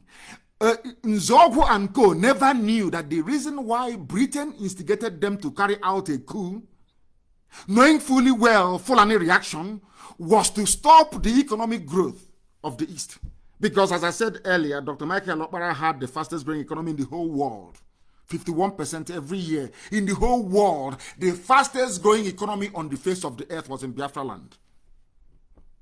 Before 1966-67. So that tells you everything you need to. So let's say as you are now, Australia Secret Service will meet you. Oh, this thing, you're supposed to, they start by saying, oh, you're very bright, you're very intelligent, you're supposed to be the leader. Why shouldn't Nnamdi Kanu be there? Why don't you do something? You know, he's this. That's how they get into you. And then they start to advance you some payments. And then you turn into a saboteur without knowing it, working against the interest of your own people. In Biafra land, right from kindergarten, we are going to teach our children how to protect our national interest. It's called civics. From kindergarten, we will teach them how to protect our national, as they do in Japan. That way, no idiot from anywhere can meddle in your way of life. Do you have another question, please? Go ahead. Yes, sir, please. Okay, so thank you. I'm not going to... So the next one is now, what will be the fate of these foreign oils, like, let's say, Shell, Chevron, Schlumberger, that are actually in Nigeria? Because I believe that they contribute to the high rate of unemployment by employing their own citizens instead of our own citizens, like graduates. Even because if you notice, there are some of our people who actually studied abroad and they came back home, maybe like let's say in UK, they were actually sent back home after their studies because they can't really grant them PR and they have to come back home. And those people actually have that skills, right? So what will be the fate of like these foreign oils? Like, for example, my husband actually told me something. He said he met with this, because he's a doctor. He had this patient of his. He's actually a Caucasian. So he said he wanted to go to Pakistan, right? But he was declined. He wasn't given a visa to go work there. But whereas in Africa, they actually treat him like expatriates. But this guy, this Caucasian, he's actually a mechanic here. But he was treated on a high level, like in Nigeria. So how are we going to treat this oil, like these foreign oil companies, because they contribute to the high rate of unemployment? That is when we get our Biafra. Then I will answer your question by making a very simple reference. Go and look at how Saudi Arabia control their oil and their gas. That will tell you. But I'm also going to say this now. The economy will aim for zero carbon emission economy. The type of investments I would like from the USA is not the likes of Mobil or Chevron.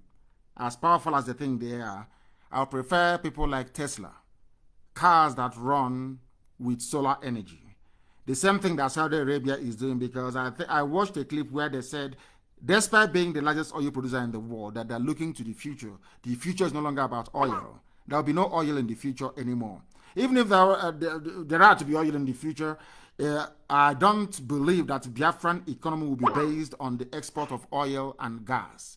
Look at the pollution in our land and what it's causing to us. So with all due respect to all these monstrous and huge companies, every existing contract will be honored. We will honor every contract that is existing, but they have to operate under our rules, employ our people, be environmentally responsible, and do what is right. The same way they operate in the USA is how they're going to operate in our land.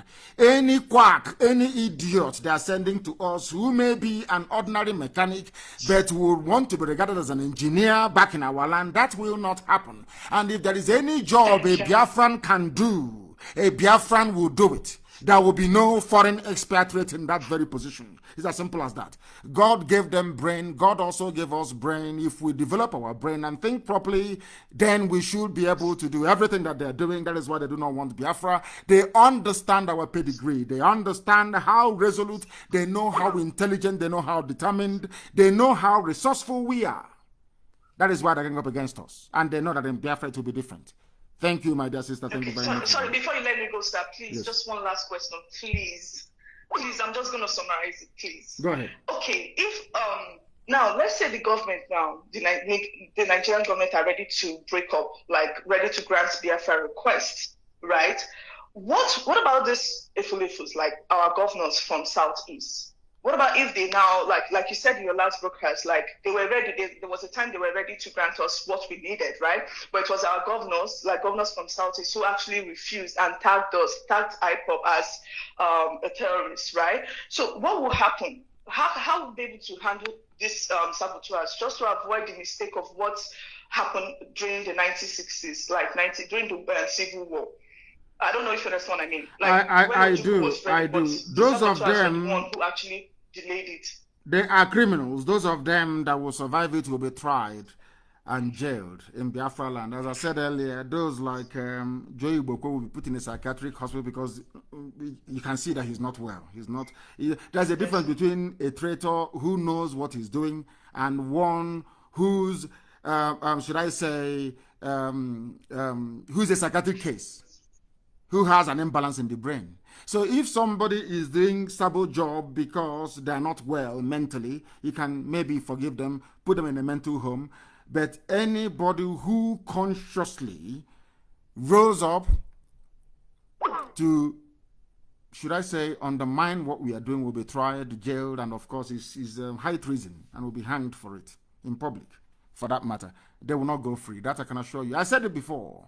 I swore and I said that instead of one sabo to be alive, to enjoy Biafra that we're going to build, let Biafra not come. They won't survive it, and they know. It doesn't matter where you are. You can be in Argentina, you can be in Russia, you can be anywhere. Once you are a saboteur, you came out against this very struggle, then you are finished. You never came out against Fulani killing you. You never came out when they beheaded us Kalokai in the north. You never came out when they stopped you from voting. I don't even know if the Efulefus actually understand these things. They said, one Oba in Lagos said he would throw us in the lagoon. They went to polling stations in Bauchi, in Kaduna, in Abuja, in Lagos to burn our ballot boxes. Britain saw these things. EU saw it. And they want us to be part of one Nigeria. They are mad, they are insane. Thank you very much, my dear sister, for calling. Thank you very, very much. Thank you for your call. Thank you. These are, they said, who are those even in IPOB? Who are they? They are medical practitioners in Australia. The caller on the line, can you hear me? Turn the system down, please. Can you hear me? Yes, yes, madam. Your name and where you're calling from, please? Your name and where you're calling from. Your line is, I can hear you. I want to allow you to speak. I can hear you. Go ahead. Good morning, Mr. Hello? Yes, I can hear you. Go ahead, please. Go ahead. Yeah, I'm calling from India. From India. What is your name? My name is Uchechukwu Enyinaya. I'm from Haji. Thank you very much. Please go ahead. From India. Go ahead. Yeah. My question is, since the British came to our land and introduced currency that we are using today, yes, called the pounds. Yes. Selling. Yes. And before they came, I've already been using cowries. Yes. So if we get our freedom, Are we going to use the same British currency? Or are we going to introduce our currency, which is a ego iron? No, we are going to be like every other person. We are going to have our own currency. It will not be called a pound. Isn't it very funny? It's a good thing, my dear sister, this point you raised. Isn't it very funny that the same people that hated us so much, Ojukwu actually pegged Biafran pound to the British pound, also called it pound as well. You see, can people now actually see the way that Britain ate into our brain?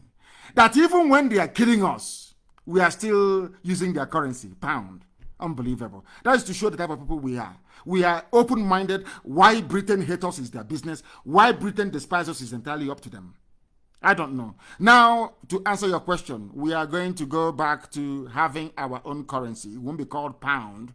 It won't be called dollar, but it will be pegged to the dollar, of course, because of exchange rate fluctuations and other, because of the likes of George Soros, people who speculate on currencies, people who run it down. They will come to you and tell you to devalue your currency because they've hedged their bet on your currency going down. That was how George Soros in one afternoon made £5 billion in front of our eyes. I saw it. Nobody told me. George Soros was not a very wealthy man before. This multi-billionaire now that is going all over the place playing God. George Soros was an ordinary currency trader in London. During the Black Wednesday, I think that was in 1990, I can't remember anymore, 1996 or 1997 in the UK, when Norman Lamont was the then Chancellor of the Exchequer. It was called the European Exchange Rate Mechanism. You know what they did? Britain said they will not be part of the ERM in Europe. In other words, the pound was allowed to float outside the ERM. And speculators led by George Soros, they got together to have a run on the pound. Do you know what they do? Currency speculators? It's ordinary gambling. Gambling.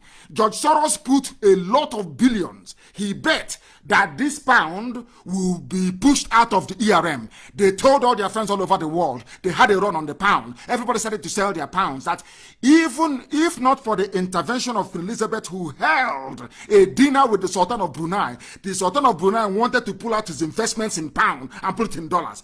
The Queen invited him for dinner, had dinner with him and convinced him to leave his investments in pounds. That was what saved the pound. The pound was run out of the ERM.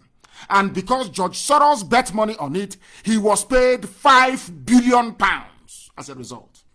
That was when he became a billionaire. Now, listen to me very carefully. What we are going to do is this. We are going to have our own currency, but it's not going to be based on paper. We will try to minimize paper. The world has moved on. There are cashless transactions. Everybody will have their own card with which to make payments. All over the world, people are moving to cashless. Nobody carries cash anymore, but our own currency will be called a gemma, which is the currency of the Asians. A gemma, it will be called. No pound, no dollar, no nothing. We are who we are. Thank you very much. Thank you very, very much for that. Thank you. We have another caller on the line. I don't know if this caller is agile and able. Can you hear me? The caller on the line, can you hear me? No. I said the caller on the line, can you hear me? Turn your system down. Can you hear me? Yes, I can hear you. Please, your name and where you're calling from. Hey, can you hear me? Maybe it's the network. I wanted to speak to him. Very, very desperately, I wanted to speak to him. We have another caller on the line. This caller, can you hear me, please? Can you hear me? The caller on WhatsApp, can you hear me? Yeah, I can hear you, my director. Hey. Good morning. My name is Chizoba. I'm calling from Denmark. Chizoba, is it a male or female name? Oh, no, it's a female. It's both female and male name. Oh. It's both female and male name. Chizoba, thank you very much. Please go ahead. The world is listening. Go ahead. Yeah. At least I want to just say something concerning the death, people that died in Enugu 21. Yes. I want to like tell our people, particularly those in diaspora. If you know you are in diaspora, director, please pardon me. I'm going to use a coded language. Please go ahead. Please, if you know you are in diaspora, you must learn how to play music. Yes. You must learn how to play music. If you don't know, if you have the people of wherever you are staying, you have Kwali, please go and tell them that you want to join reserve. go to where those people that, where they are, those people that wear green, tell them you want to join reserve. From there, you will learn how to play music. And if you don't have quali, you have the one of moving out and coming in, that kind of thing. Please go to YouTube. Learn how to play music. There are different instruments in the YouTube there. You can see we have different AK, different A and K. You have different one, and we have other type of one too. Learn how to play music. If you are from the old Eastern region, the Fulanis do not understand peace and go in peace, and they don't. They only know how to play music, and it is not a crime too if you learn how to play music. Those in the Zoom, please do not spend your data in Facebook alone. Go to YouTube and learn how to do anything. How to go over mixture. That when we do it, when you throw it, because the fireworks, it gives you, it beautify that place. Please, we should take away fear from our body. It is only once that person will, let me tell you, everybody in this world will die. Except few that God said they will not die. Everybody will die. It is better you die as a honorable man than dying as a chicken, chicken. No! Take away the fear from you. It is better before you die, you at least 2 go down, 3 go down, 4 go down. You die as a honorable man. If you're my husband, I will say yes. You die as a honorable, and I will give you a befitting burial. Please take away the fear. How can 3 people, 3 riffraff hold the whole people? You're giving your key. What is wrong with our people? Take away the fear from you. Learn how to go over. Learn how to go over. This is for those of you who are in this, who will understand. Be combat ready. Learn how to do mixture. Anyhow, you bring this kaka, you bring that kaka, you point, you give you a very nice flavor. You cannot be just like that, they'll be killing you. 1, 2, 3, 4, 5, 6. Everybody keep quiet. You want us, they want to wipe out the whole Eastern region, and they will not come. These people have one head. So that is what I'm saying. Everybody should learn how to be use any kind of music. We have different kinds of music. Go to YouTube, you see it. And now we need very good people that can take a sniper. You know what that means? Wherever you are, you are in 1 kilometer, you can at least throw the sniper. Everybody, the person you are targeting will just go down. This is what the zoo understand. I am telling you people, this is what the zoo understand. I have seen different kinds of rioting. I grew up in the north. I was born in the north. I have seen different kinds of. They do not understand peace until the Igbos in north started retaliating. And when the moment they see how we are throwing fireworks, they stopped. They came back. They stopped. They stopped. And they started saying one Nigeria. Yes, now of course. Let me tell you people the story of director. Please, just 1 minute. I want to tell you people the story of the Telangana in India. It's a small community, about 4,000 community. They were being oppressed by the feudals. These feudals, they impose heavy tax on them, and they have weapons. So they were being oppressed. At the time, they said no, they cannot take it any longer. The 4,000 villages, they all go, and why the bit of their revolution, the sources of it was that they all learned how to play music, different kind of local things, and they take off these people. At the end of the day, they were able to win. They only lost 4,000 men. That is each one person died in one village. 4,000 village. They only lost 4,000 men. It is time to stand up. Stand up from there. Then it is only once you will die. Only once. And that is it. Stand up. If these people see, if they don't say your eye don't red, you say, waiting me this, that's what will happen tomorrow, make it happen today. They go run away. I tell you, these people, they are very scared. That is why they come in the midnight and go and kill after unarmed people, women, pregnant women and children. They cannot stand. Have you ever seen the house? Have you ever heard that the Fulani won any war? Have you ever heard that they won anything, any war? They have not won any war. It is terrorism they use. terrorize you, and they bring cowards as your leaders. That's how they defeat you. They have never won any war. Never. They have never. If they have won a war, why is it that they couldn't win the Boko Haram? They have never won any war. Even the Biafran war, it was the Britain machineries them. It was British people that fought for them.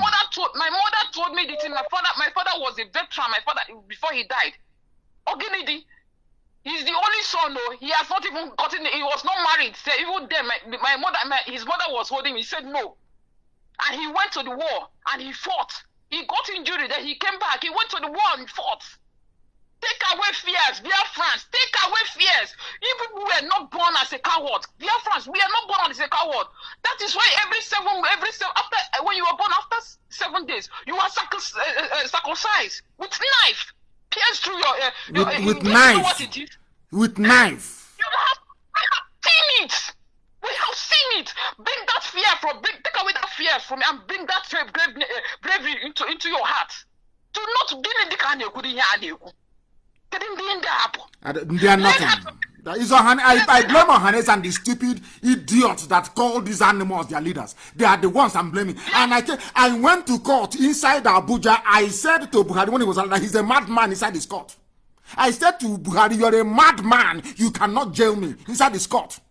And the whole world was able to see it because they are nothing. They only come at night. They come with their hillocks. They snatch you in the middle. They are cowards. They are cowards. They cannot do anything. When I look at this present crop of these idiots, and they bow down before a janjaweed, I weep. I shed tears. I'm telling you the truth. They don't know who they are. They don't know who they are. Physically, these Fulani people are not they are not strong people. Physically, because they have this sickness that have to do with blood cells, something. That is why you see all of them scream like that. They are not even strong people. And that is why they always want to romance the military. So my people, learn how to play music. Music. I mean, if you are a Biafran and you have car, you don't even have any car with you. Man, you F up. Thank you. Thank you, my dear sister. My brother, Director, thank you so much. Thank you. Do you see why Biafra is a motherland? Do you see why? Do you see why it's there? People don't understand what we do, what we say. We say, there are things we see in the spirit that mortals cannot see. That mortals cannot see. You cannot be afraid of this. They have been killing us before in Enugu, killing us everywhere. We kept quiet. But now we are saying, come. In the open, come. If our fathers that did not have the privilege of going to MIT was able to build Obunigwe, imagine what we can do now. Doctors, scientists all over the place in IPOB, imagine what we can do. Do you think I'm relying on Britain to give me arms? Do you think I'm relying on importation of arms? You're sick in the brain. There is nothing we cannot manufacture in our land. And I'm saying to them, I'm waiting for DSS to start their so-called, let them come. The story they will tell will be worse than what's happening to them in Enugu. Be worse. They think it's before gentleman. Don't do violence. Violence is not good, but you are there. Full on violence and terrorism in my village, killing every blessed day. But you are asking me to preach. Any idiot that comes to me to preach, God will punish all of you idiots. When Fulani brings their terrorism and their violence, you don't say a word. When I say something, you start talking rubbish. They will see something now. We have started. And by the time we are done, there will be no Fulani Caliphate. I swear to God in heaven. This thing that Fulani will chase them back to Futajalon, there will be no Fulani Caliphate even in Sokoto. Men are going to die, I assure you. Men will die. Fulani cannot even... Hausa will take over their land in Sokoto. Who are these idiots? Who are these fools? That every monkey is afraid of. Ohanese shaking like children, shaking like idiots. You call yourself leaders. Your children are being killed. You can't say nothing. You are being beheaded in the north. Nothing. Absolutely nothing. What sort of God made you people? Our mothers rose and fought in 1929. Our mothers were even looking after their husbands in 1947 and they were killed. You did nothing. Power belongs to our women. I'm telling you the truth. I remember when my mother used to go out on protest in the open. All these idiotic governors will call her, she tell them to get out, don't come here.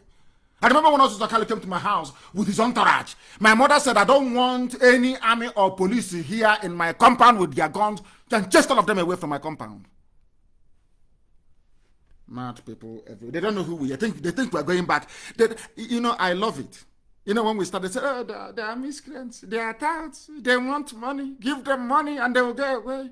And they have come to scam over the years. And they are feeling the heat gently. Gently, they now understand how serious, how determined, how dedicated we are. They now know. And as I said to somebody, it's just like losing virginity. It never comes back. Once you force us to go this route, there is no return now. They know that very well. They know that very, very well.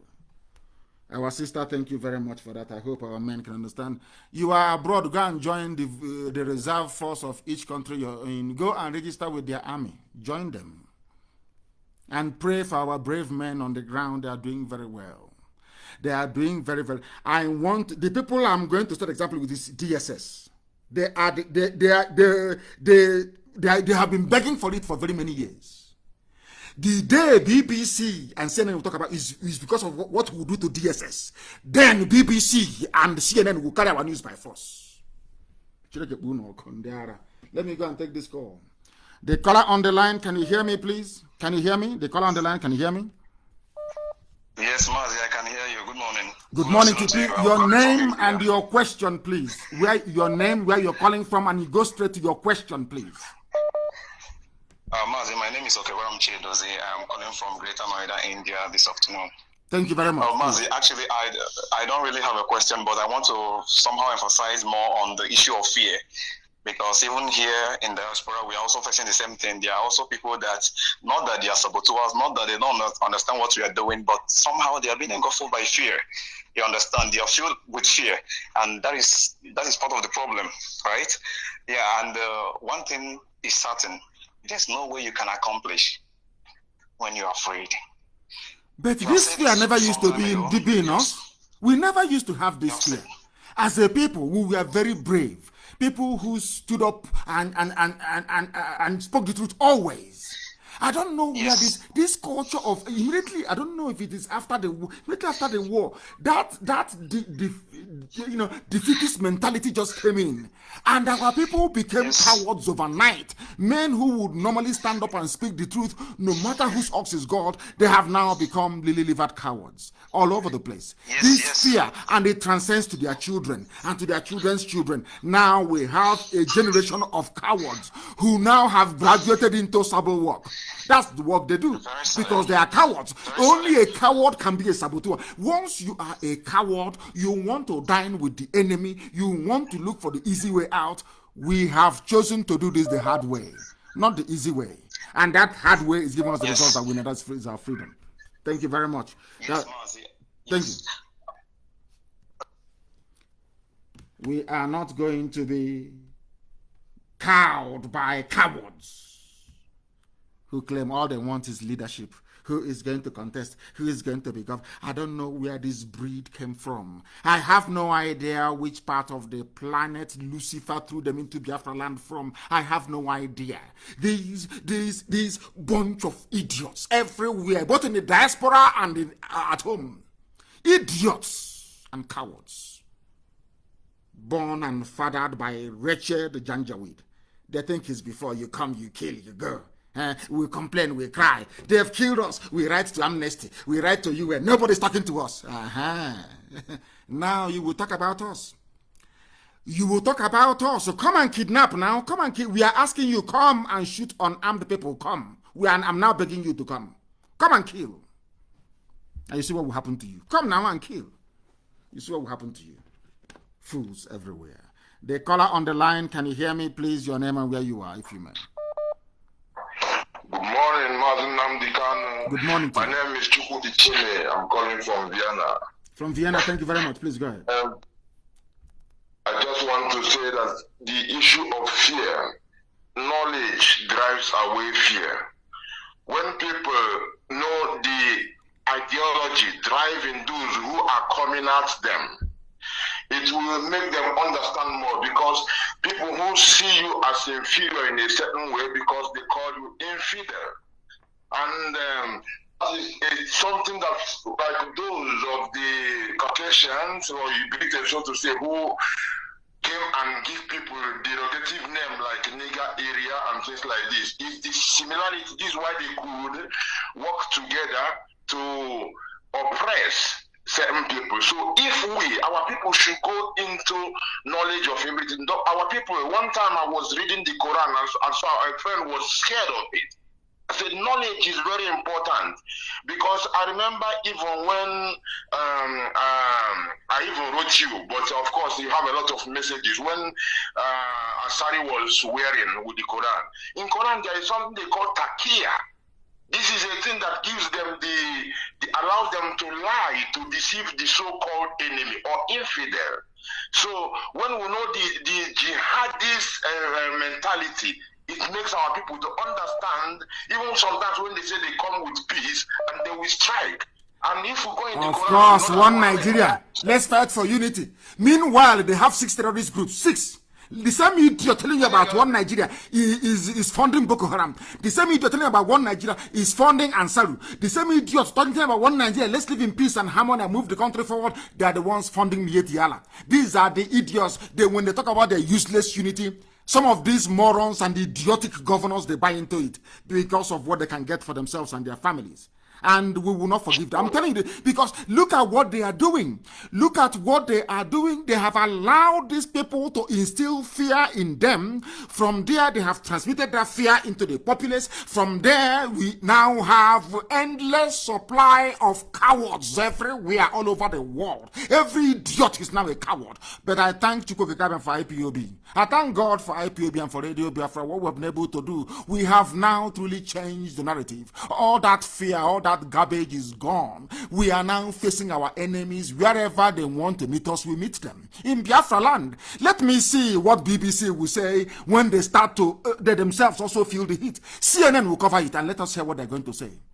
They think they have money, they think they have influence, they think Britain can save them. Britain cannot save the Fulani. Britain can never ever save you. I swear they cannot save you, because Britain cannot kill every Biafran on this very earth. They cannot do it. And that is why we are going to win, because what propels us is stronger than what motivates them. For us, our obligation is to the dead. You know what that means? Our loyalty is to those who have served and died, and not to the living. And as long as you cannot speak to the dead, as long as you cannot get the dead to change the mind of those who are living, so are we determined and set in our ways to restore Biafra. Every idiot, every bagger, every entity, every dwelling of Lucifer must crumble before us. I say it before I do it, so that when we do it, the world will know how serious we are. I thank you very much for that, my dear brother. Thank you very, very much. We are relentless, we are resolute, we are determined. At the end, Biafra will come, and all the enemies of Biafra will be hanged. That I can assure you. The caller on the line, can you hear me?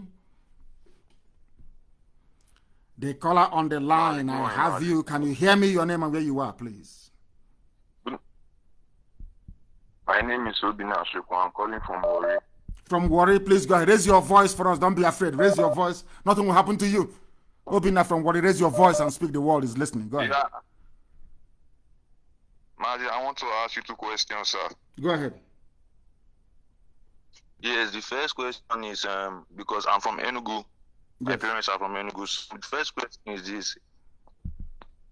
They do collect land from people in Enugu that is from government to do dam or stuff like that. And for like 2 years or 3 years, they will not be doing anything. They will just take the land. You can't take the land back, you know. So what I'm asking is, if Biafra comes, will those land be given back to the poor masses? Every land that is taken from our people will be handed back to them, because in our land where we come from, land doesn't belong to government. And in Biafra land, land will not belong to government either. All this land use, decree, all this garbage, land belongs to the people of that very place, people who are indigenous to that very place. Every land stolen, taken, confiscated by this present bunch of how can I put it, should I say, you cannot even reform them. Every land taken by this bunch of criminals will be returned to our people. it will be returned, or compensation paid. Adequate compensation paid. Biafra is going to be a land of the free. Even the poorest man in the village, his or her interests will be protected. Because in a land where you're not going to have siren, people using siren, people saying, commissioners, ministers will be going to work on public transport. So where are you going to do your big man? Whose land are you going to collect when everybody is equal before the Lord and before God in heaven? Thank you very much for that. Thank you. All the land stolen will be returned back to our people. They must understand that we are not going to run a government of gangsters. Biafra land will be governed by the rule of law, because to start with, the police will not carry any guns anyway. There will be no guns. The military you cannot see. The Biafran army, in fact, if you see them, you start celebrating. Because you can't see them. They'll be in their barracks, they'll be at the borders, making sure that Fulani, Janjaweed terrorists do not come in.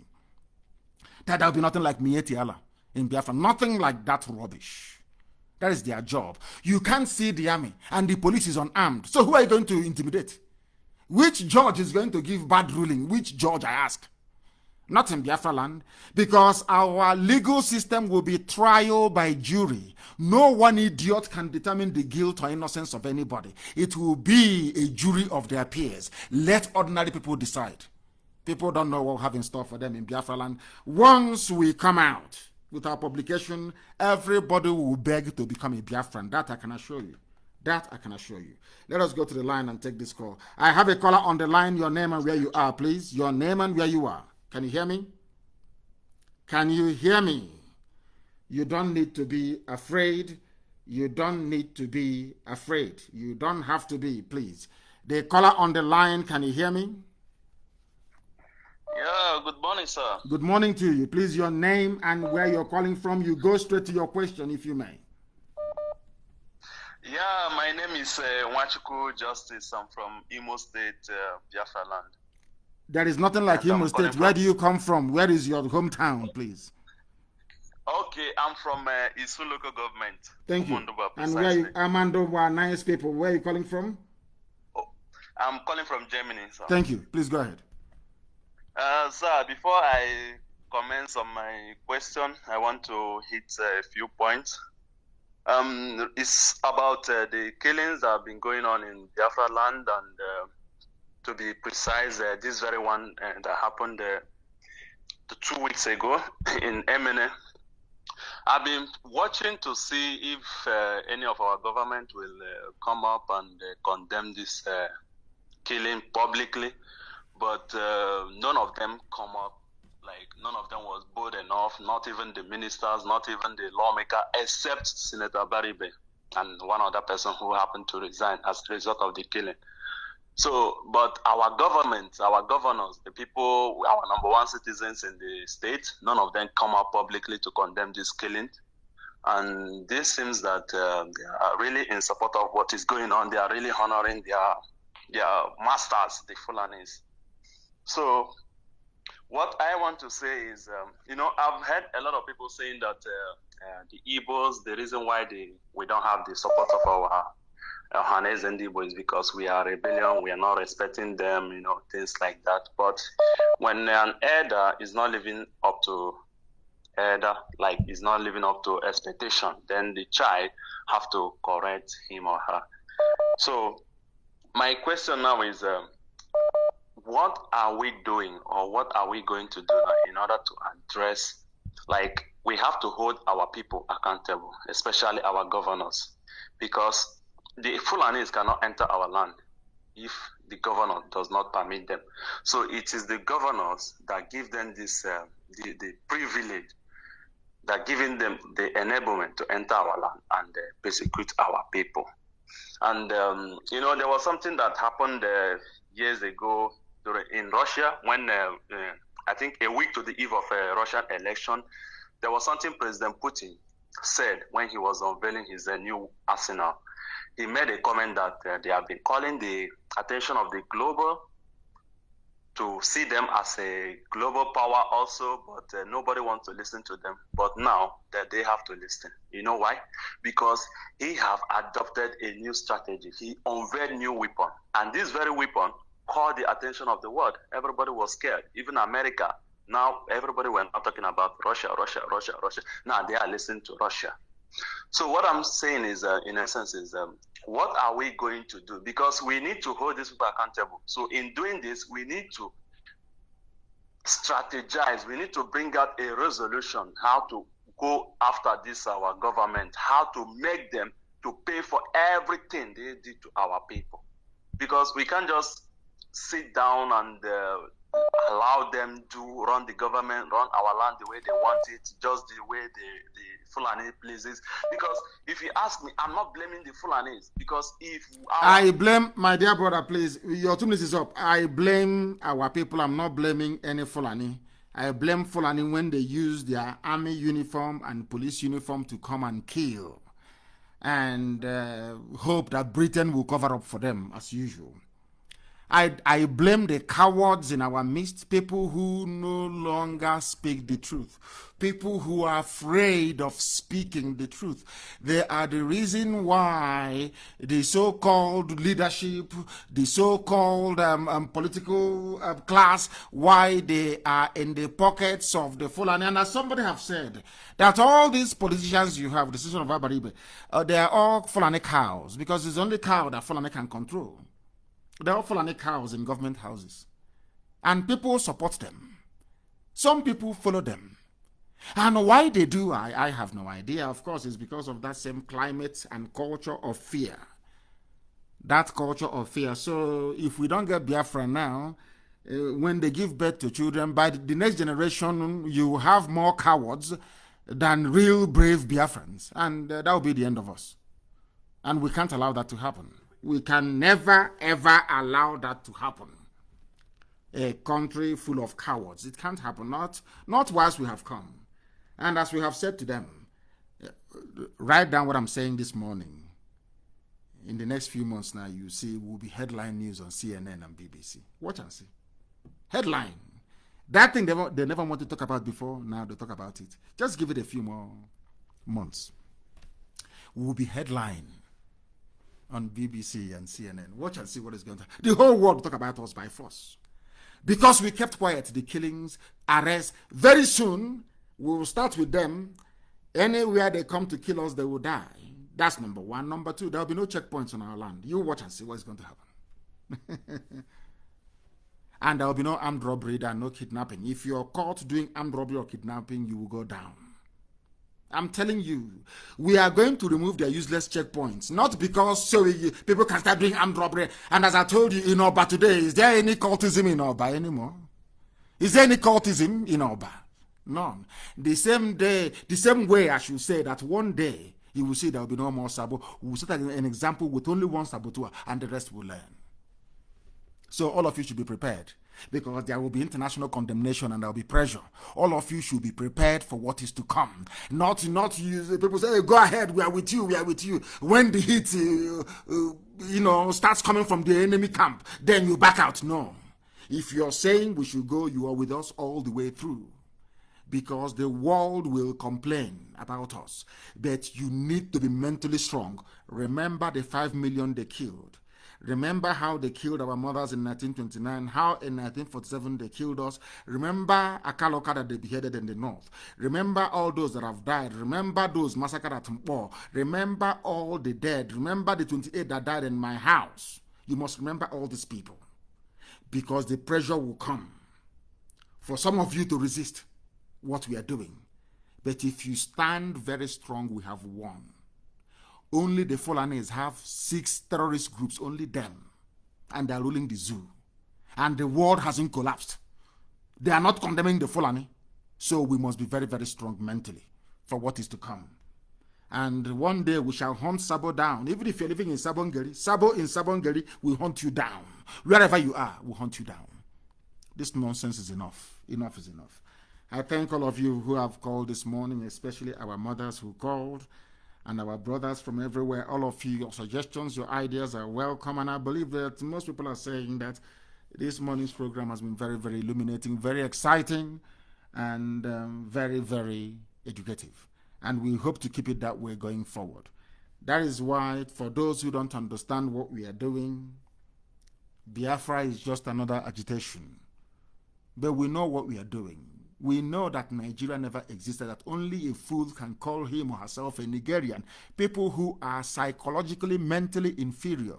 People who think that only a white man can bring a source of knowledge and enlightenment to them. To those idiots, we are saying to us that Biafra is a religion. And here on Radio Biafra is where we worship, because Elohim Chukwu Okike Abiyama Purumi is our God until Sunday evening, because I'm coming live on air on Sunday evening. Until then, from me, from here,